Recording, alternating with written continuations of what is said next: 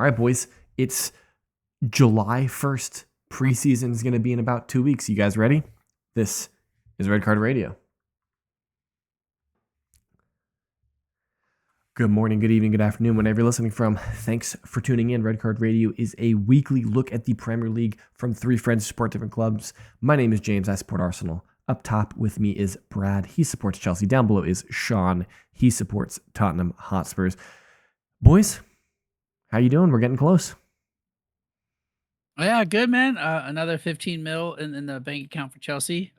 We've paid for one of the signings we made this week by being at this about this tournament in America. I don't know if anybody's watching, but we keep making money. I don't think that there is. I can help. What? I can help you with your question there.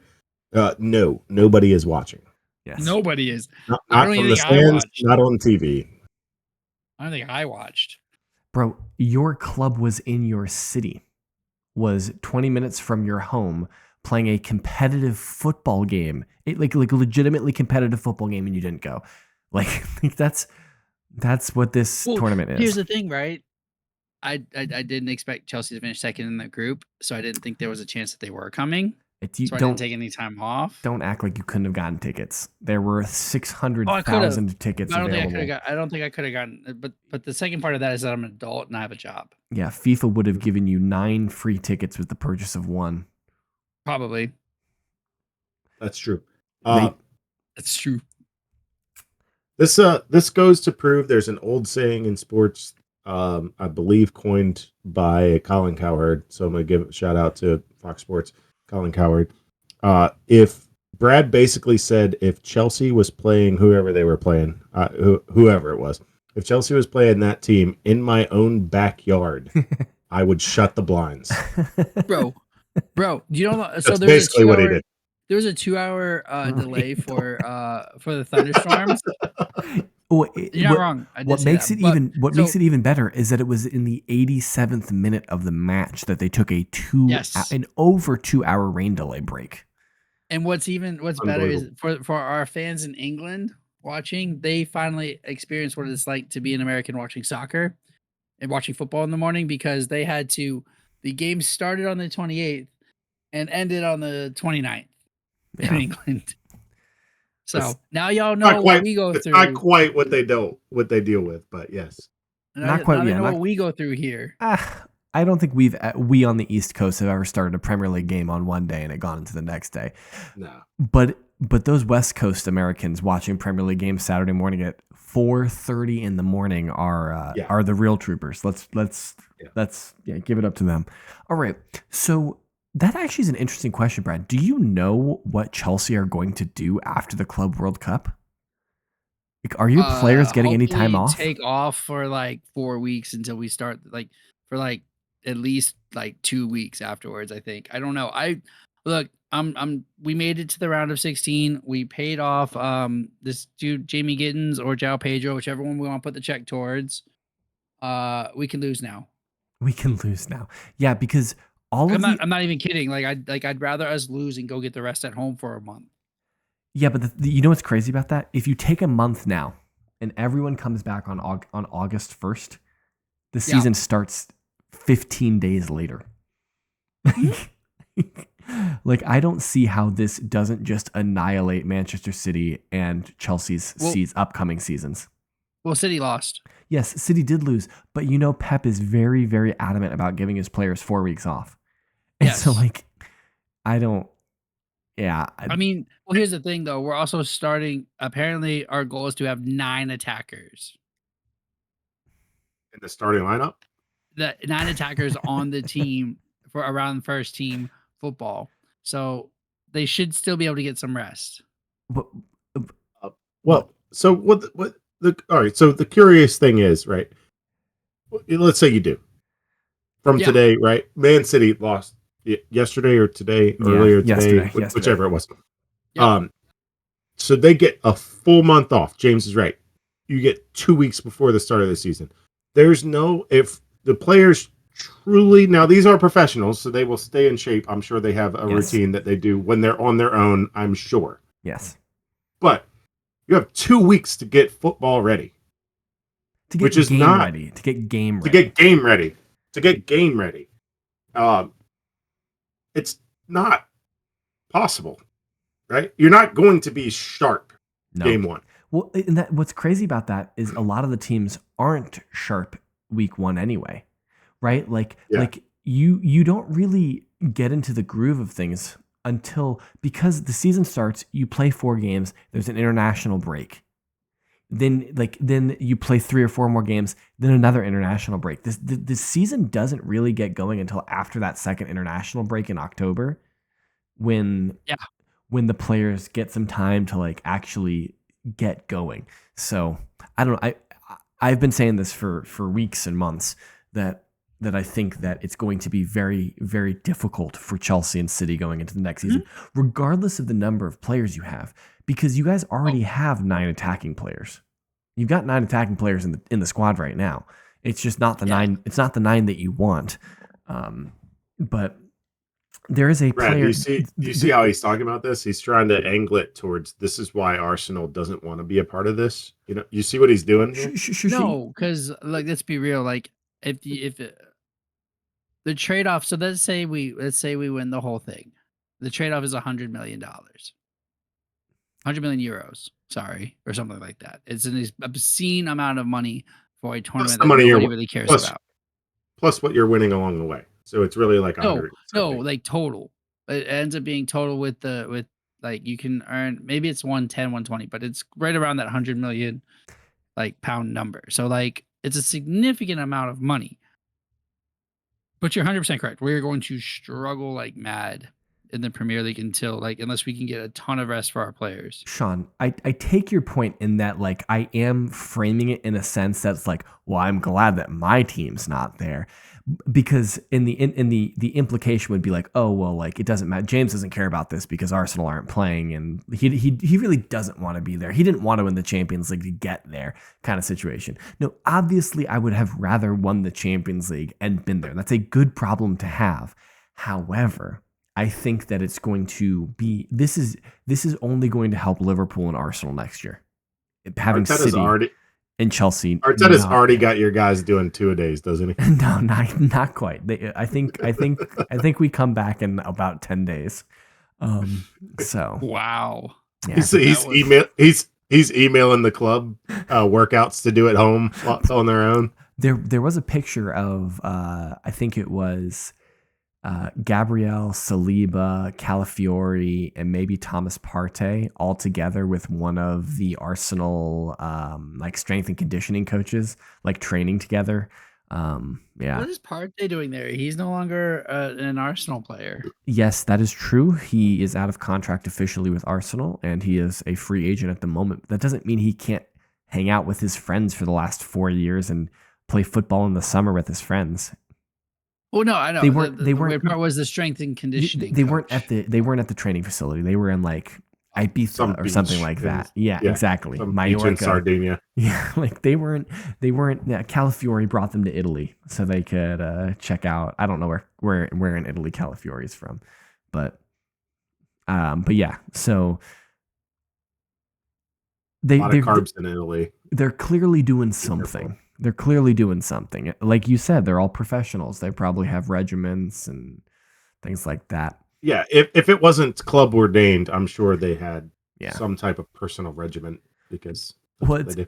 So you said preseason starts in 2 weeks. Are we? I know you go to Asia with us. Yeah. I think we play you in Asia somewhere. Yeah, we do. Yeah, there's a North London derby. I think I want to say Singapore, but that might be wrong.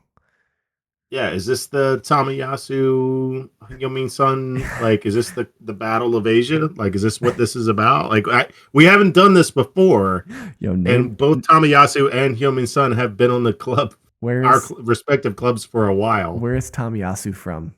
Real quick, He's Japanese. Okay, right? Just checking. That's why I said Battle of Asia. Yes. Like it's Korean versus Asia, but somewhere we're for some reason doing it in Singapore. Well, we haven't been to East Asia in, I think, 4 or 5 years. 3 years? I think it's been 4 or 5 years. I I think it might have been under Emery when we were last in East Asia, because you got to remember there was COVID, right? So the COVID season, people the summer in between COVID, no one went anywhere because the clubs were just getting back up. The summer after COVID, I think people just stayed in Europe. So I think we did Germany, and then I think we did 3 consecutive US tours. So I think it might have been 2019 or something like that, or before the last time we were in Asia. And so, yeah, no, I think it was just kind of time for us to go to Asia, because from like the commercial aspect of it, you kind of have to make sure that you're staying relevant in all the different areas. But yeah, I don't know the specific date when Arsenal report, but it's normally like mid-July, like the beginning of the second week of July. That's why I'm thinking like 10 days right now. But yeah, we're going to East Asia. We normally do a preseason camp in Germany. Like we do like a couple days in Germany before we go on our tour. But I don't think we're doing Germany this year. I think we're skipping Germany and just going straight to East Asia. But, since we're on the topic of Arsenal have finally confirmed their first signing of the summer. Does anyone want to wager a guess what position it's in? Or where you signed him from? Yeah, Brad, this is a leading question. I'm throwing you a softball right now because clearly you would know. You finally allowed you finally made it so Chelsea now has single-digit goalies on the squad. Well, in Arsenal's defense, our most recent Chelsea retiree has moved on. Jorginho has moved on, and he's gone to another club. So we have to meet our legally required quota of semi-retired Chelsea players. And so we signed Kepa Arrizabalaga today. What? Oh, did you not know this? Yeah. Sean? No, I knew this. Brad, I'm surprised because in the 4 years of doing this podcast, you have never pronounced as your player, you have never pronounced his last name. It's been 1 day of him being for Arsenal. James nails his last name like it's nothing. Oh, never. Yeah. That's what I said. Whoa, about was the pronunciation. No, it's nailing it on one try. And Brad in 4 years wouldn't even attempt it. No, it's Kepa. Oh, that's funny. The keeper. I thought that's I thought that's what your reaction was, Sean. Just nailed it. It was. I honestly think this is a shrewd bit of business from Arteta and Co.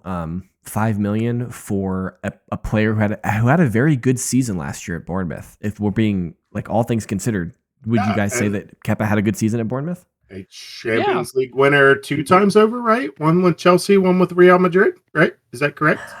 He won with Madrid before. It's entirely possible. Yes, he was at Madrid the season before. On loan, one with Madrid. Yeah, he's a two-time Champions League winner. I think he's also going to be the manager next season. Kepa? Oh, you don't know about those memes? From when he told sorry, I'm staying on the field. Oh, I'm familiar with that. Well, Brad, that would assume that Kepa is on the field at all.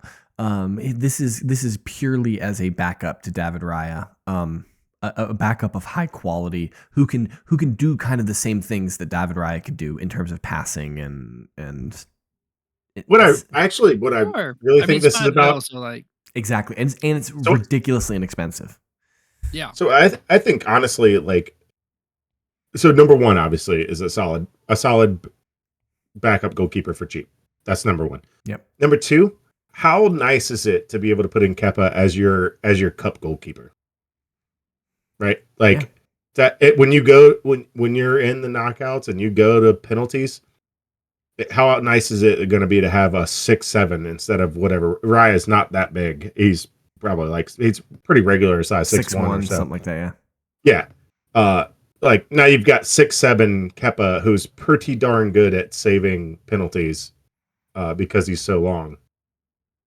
That's going to be really nice. Except for that one that I keep seeing come across my YouTube shorts where he baited, like he was talking smack to Big Verge.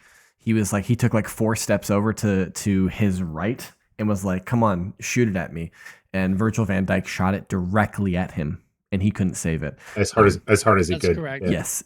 So that's correct. But it's a good signing for Arsenal. Other things for Arsenal that are going on. Apparently, Zubamendi is already in London. That just needs to get announced. The Norgard transfer from Brentford is essentially wrapped up. But as you would have it in classic Red Card Radio fashion, if you watched last week, you remember that we spent a good portion of our episode talking about Eze from Crystal Palace going to Tottenham. And would you have it that apparently Eze is very high on Arsenal's transfer list as well, and so it's gonna be hilarious. It's what if Chelsea sign him? 100%. Well, Chelsea. We'll sell you Noni, and then we'll take Eze. You guys signed Pedro today, yeah? João Pedro, yeah, a couple days ago. He's had his medical. He'll be in time. Like all the paper gonna be. The deal is agreed. He is in the U.S. in America right now, getting his medical done. His first part of his medical, I think, is already finished at time of recording. So he'll be in the squad for our July 4th game. Are you able to update the Club World Cup games July after 3rd? Oh, is it just one time after the group stage? Yep. Okay. And we'll also brought in Jamie Gittins from Dortmund, both for 55 mil. I don't know enough about Gittins personally. Me neither. Here's the two things that you need to know. Chelsea signed him, which means he is under the age of 23, and he was probably in the Manchester City academy. I'm not even kidding. Eze was in the Arsenal academy apparently. Just throwing that out there. But apparently, in terms of the Arsenal attacking forward signings, every day it's a different rumor between Gyökeres or Sesko as to, Arsenal have sent a bid for Gyökeres, Arsenal have agreed to terms for Sesko. Like it's oscillating one after the other. So I don't trust any of it. What's your preference? Sesko. It's been Sesko for 6 months. Why he's younger, but I also think he just fits the profile that we need more than Gyökeres. Gyökeres likes to drift a little bit wide. The Athletic did a really great tactical breakdown. This was a month and a half ago, I think, maybe 6 weeks ago, between Sesko and Gyökeres. And the way that Gyökeres plays, a lot of it is drifting out wide and getting into those wide spaces and coming back in. And the way that we play, we don't need our center forward doing that because you're just going to get in the way of Saka or Martinelli or Eze or Rodrigo, depending on who we sign, right? Or Trossard. We have really capable wingers, and so we don't need our center forward drifting out wide. And also Sesko's a little bit younger, and so he is less of a finished product, so I think he'll have some more time to mature. And I trust the Bundesliga a little bit more than the Portuguese league. So, sure. But are you afraid of Leipzig strikers in the Premier League? I am not afraid of Leipzig strikers in the Premier League. Because Werner's not a striker, and Kuku's not a striker. Both came from Leipzig, whatever. Do you notice a trend about both of those two players? They all came to Chelsea. They came to Chelsea. Yeah. All right. Wait. Didn't Werner then go to Tottenham? Yeah, but he started at Chelsea. Sure. They ruined him first. But then he went to Tottenham and still couldn't score goals. Yeah, it's like Kevin De Bruyne and Mohamed Salah had to get away from Chelsea to get good. I'm just right. This was the opposite. No, he just kept being bad at Tottenham. That's all it was. I'm just asking the questions that if it doesn't work out, are we Well, if it doesn't work out, then that's going to be a travesty. Obviously it's a travesty if he doesn't work out and Gyökeres goes to United and becomes a great, scores 150 goals for Manchester United. Obviously, that's that's going to be terrible. But you can't see that far in ahead. So 100%. In 7 years, when we're recording this podcast in 2032, and we're talking about why Arsenal still haven't won the league, I'm going to sit back and be like, it's that damn Benjamin Sesko. And we should have signed Gyökeres. And you guys have to be like, well, James, you said, but no, we have no way of knowing. And Arteta is still the manager. Yes, and y'all of course. Still finish second still every year. Trusting the process, dude. Trusting the process. I'm here for that. We have 4 permanent moves Tottenham. so far. Yeah. Whoa. I phrased it the way I did. They are permanent moves. One, we secured Matthias Tell. So it was a loan that he was due to go back. We paid Bayern the appropriate fee to keep him. Mm-hmm. We also, same thing with Danzo. That was a loan. We paid the appropriate fee to keep him too. That was to the French club Linz. Vuskovic arrives officially from Hajduk Split in Croatia. So that would be the 18-year-old I've been talking about for 2 years, because we signed him we agreed 2 years ago and have not paid the money yet. So that goes through officially now. And the other roster move was a sale. Was officially selling Højbjerg to Marseille, who is apparently demoted into oblivion. Was that right? Did I read that right earlier this week? Lyon. Okay, so not Marseille. Okay, Yeah, so Lyon I asked it in a question manner because I knew a big club in France got relegated into oblivion, and I was like, question mark, is this transfer going to actually happen? Because if someone was relegated into oblivion, they're probably not paying 17 million for Højbjerg. It's probably not. All right. So a couple newsworthy stories. So Kerkez has joined Liverpool from Bournemouth. That's around, I think, a 40 million pound move, something like that. Yep. Florian Wirtz is at Liverpool. Art Nuri is at City. But I'm just scanning here really quickly the transfer market.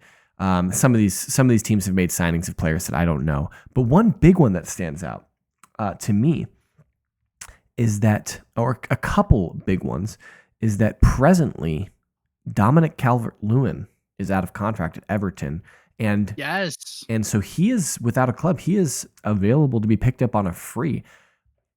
Where do you think he ends up? And is it out of the Premier League? Is there a team in the Premier League that's going to sign him?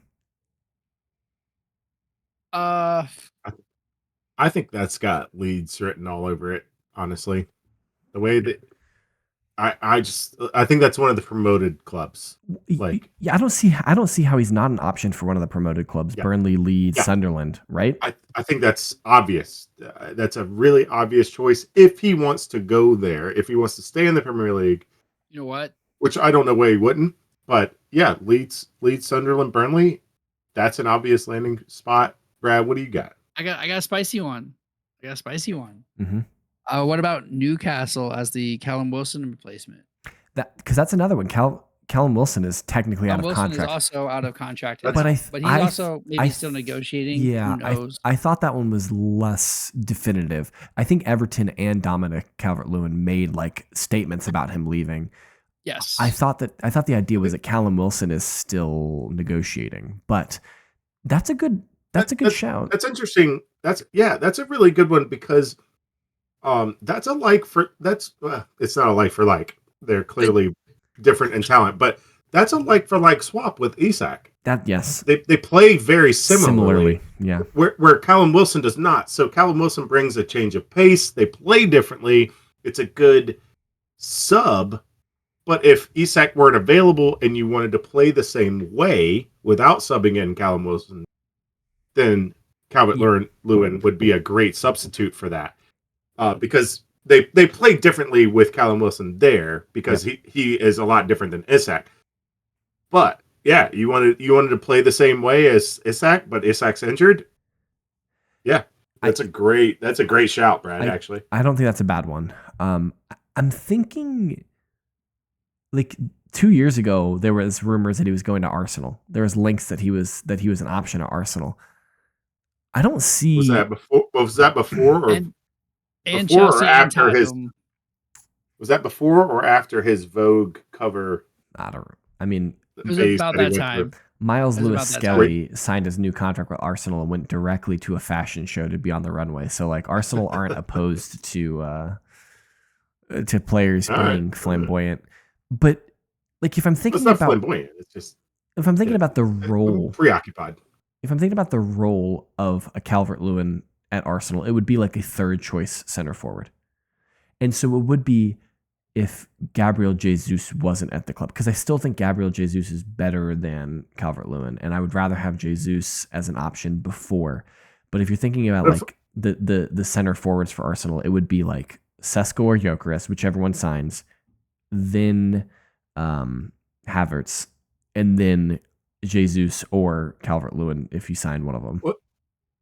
Well, so unfortunately for you, I think Jesus is better is pure conjecture because you have no idea because he hasn't been on the field largely in a year 3 years. Yeah, it's been a while. Yeah, it's been 2 seasons marred with injuries. Yeah.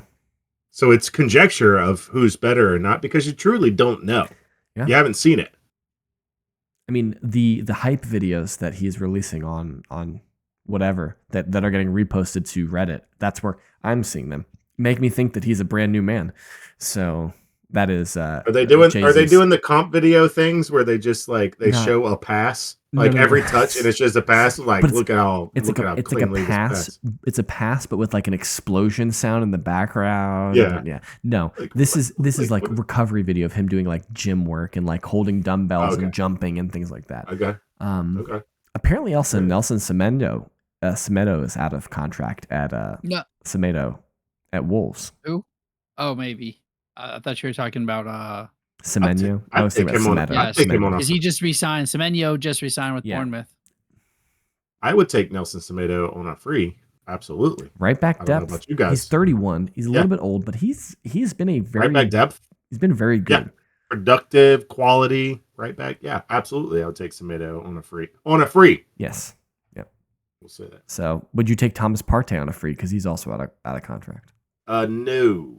Off the field turmoil. Oh, lizard people don't like that. This is news to me. I only know about an unnamed 26-year-old Premier League player from North London. That's all I know about. And that's a great place to end the podcast. Yes, it is. It's a great place to end. Let's not dive into that any further. We're leaving that as a cliffhanger, guys. No, there's no cliffhanger. We're not touching that one again. Nope. If you want to hit us up on social media, get at us. That guy up top is at KSBradG. Down below is at WhiteHeart_Sean. I am at James Tiffany. Collectively, we can be reached at RedCard_Radio. Don't sue us, lawyers. Don't sue us. We'll be back next week. Have a good one.